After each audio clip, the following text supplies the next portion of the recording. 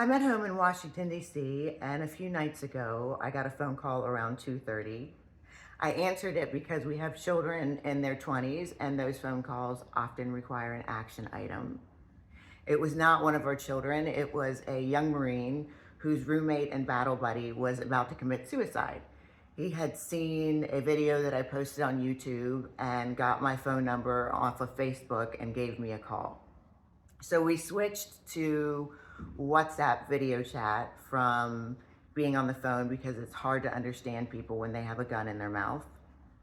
I spoke with the other Marine.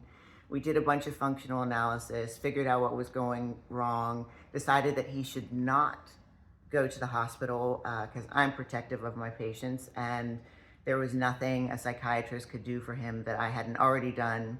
He was down-regulated. He had a better understanding of what was going on. And he has promised me that if he becomes suicidal again, he will call me. Son, I'm watching you. If you're out there, if you're watching this.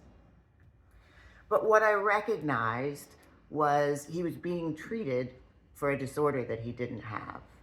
He was going to a psychologist who was treating him for PTSD, post-traumatic stress disorder, when what he had was an aggregate of symptoms that were actually keeping him alive in theater.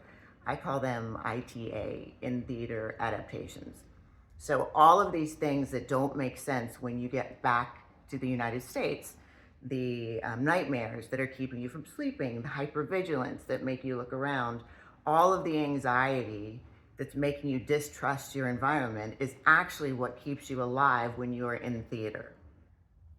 So if you can take that understanding to your therapist, your treatment is going to be much more effective. And what has happened as warfare has progressed, our soldiers are now coming home.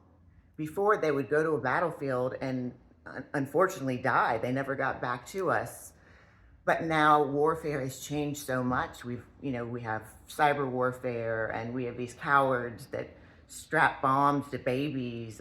Nobody's fighting face to face on a field anymore. So our VA system is totally overloaded, and the Army and Marines are forced to go find therapists who have regular training. They got a master's, they got a doctorate, they did all this work, they've had all this practice, but they've never been in theater.